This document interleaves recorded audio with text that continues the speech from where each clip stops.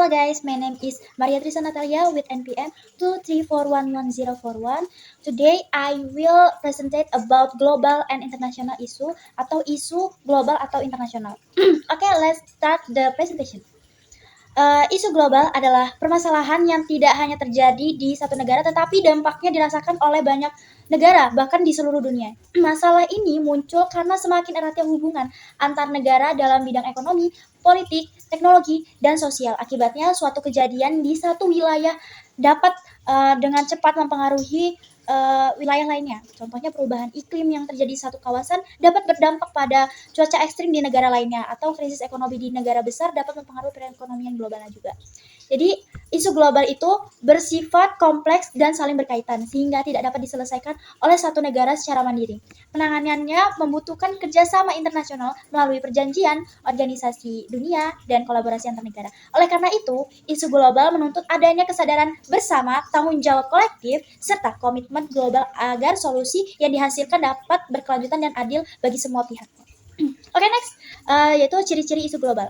Ciri yang pertama dari isu global adalah bersifat lintas negara, artinya permasalahan tersebut tidak terbatas pada suatu wilayah atau suatu negara saja. Isu ini dapat menyebar dan mempengaruhi banyak negara secara bersamaan, baik secara langsung maupun tidak langsung. Contohnya adalah pandemi, perubahan iklim, dan perdagangan internasional.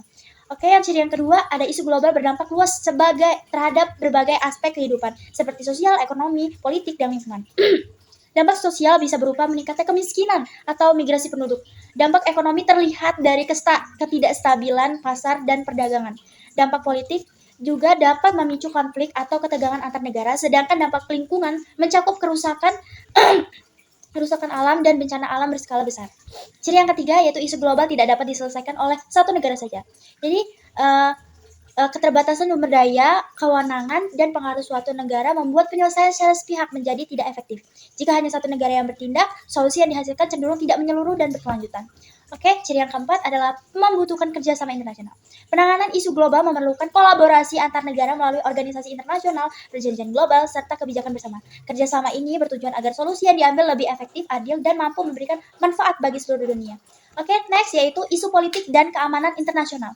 Berkaitan dengan stabilitas hubungan antar negara serta upaya menjaga perdamaian dunia, salah satu bentuknya adalah konflik antar negara yang dapat terjadi akibat perbedaan kepentingan politik, ideologi, perebutan wilayah, maupun sumber daya alam. Konflik ini tidak hanya berdampak pada negara yang terlibat, tetapi juga dapat mempengaruhi stabilitas kawasan dan hubungan internasional secara luas.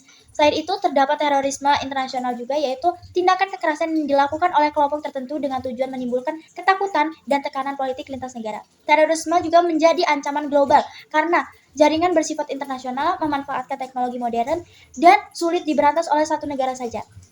Isu berikutnya adalah perang dan krisis kemanusiaan. Perang seringkali menyebabkan penderitaan masyarakat sipil seperti meningkatnya jumlah pengungsi, kelaparan, dan pelanggaran hak asasi manusia. Krisis kemanusiaan ini memerlukan bantuan dan intervensi dari komunitas internasional, termasuk organisasi dunia dan lembaga kemanusiaan. Yang terakhir yaitu keamanan cyber global menjadi isu penting di area digital saat ini. Serangan cyber dapat menargetkan infrastruktur vital negaranya, sistem keuangan, data pemerintah, hingga informasi pribadi warga negara tersebut. Karena dunia semakin terhubung secara digital, jadi ancaman cyber dapat berdampak lintas negara dan membutuhkan kerjasama internasional untuk menjaga keamanan dan stabilitas global.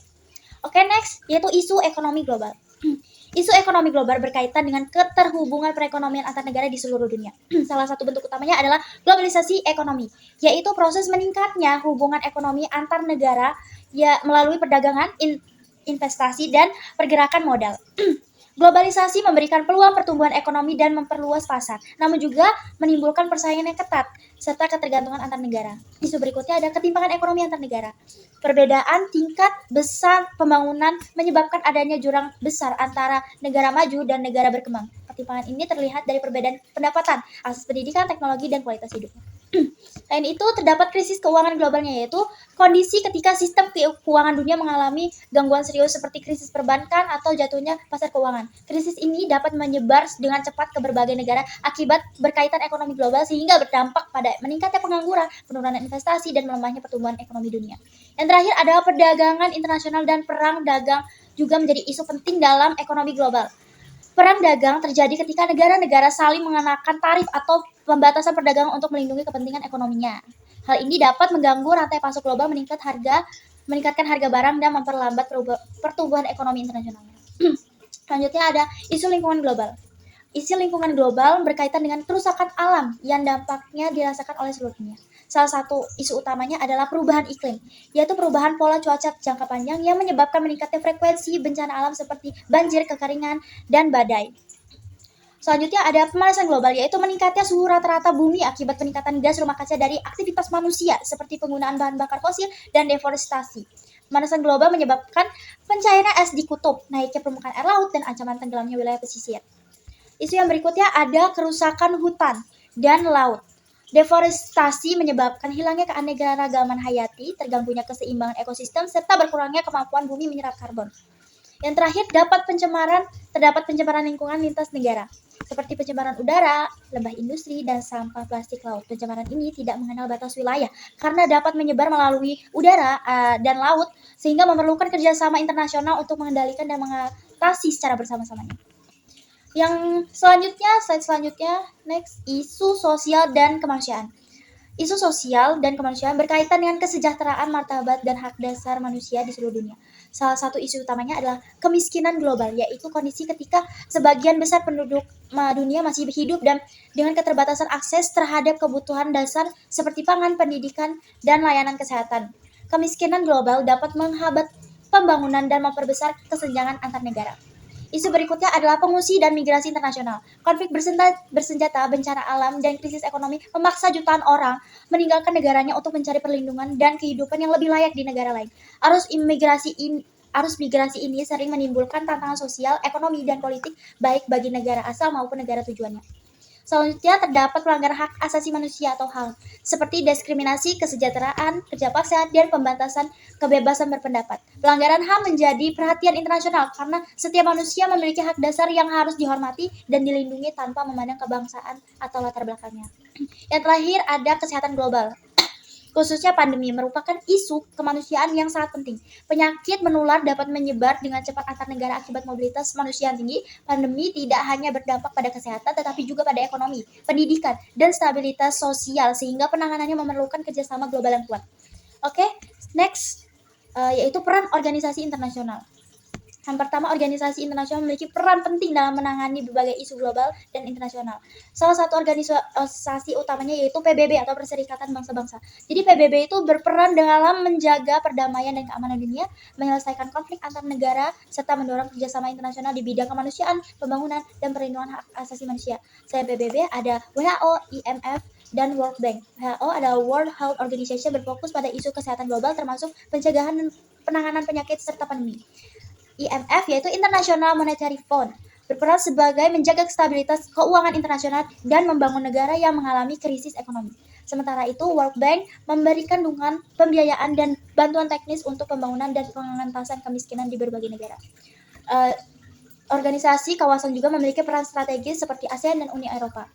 ASEAN bertujuan memperkuat kerjasama negara Asia Tenggara. Uni Eropa berperan dalam menciptakan integrasi ekonomi dan politik di kawasan Eropa. Selain organisasi antar negara, terdapat pula LSM internasional atau organisasi non-pemerintah yang bergerak di bidang kemanusiaan, lingkungan, dan hak asasi manusia.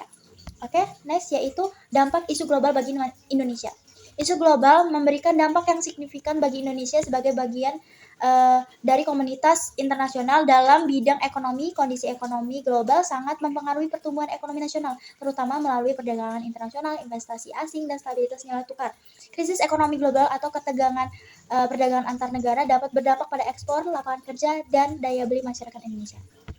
Oke, next, kesimpulannya yaitu isu global dan internasional merupakan permasalahan bersama yang dampaknya dirasakan oleh seluruh negara termasuk Indonesia. Isu-isu tersebut mencakup berbagai bidang seperti politik, keamanan, ekonomi, lingkungan, serta sosial dan kemanusiaan yang saling berkaitan atau satu sama lain. Karena sifatnya yang lintas negara dan kompleks, isu global tidak dapat diselesaikan secara sepihak, melainkan membutuhkan kerjasama internasional yang kuat. Keberadaan organisasi internasional juga menjadi sangat penting dalam upaya menangani isu-isu global melalui koordinasi, bantuan, dan pengambilan kebijakan bersama. Bagi Indonesia, isu global membawa tantangan sekaligus peluang dan berperan aktif dalam menjaga perdamaian, mendorong pembangunan berkelanjutan, serta meningkatkan kesejahteraan masyarakatnya. Oleh karena itu, pemahaman terhadap isu global dan partisipasi dalam kerjasama internasional menjadi kunci untuk menciptakan masa depan dunia yang lebih aman, adil, dan berkelanjutan. Okay, that's all the presentation from me. And if you have any question, you can ask in the kolom komentar. Or you can ask me langsung. That's the presentation, and I say thank you for watching, guys. See you.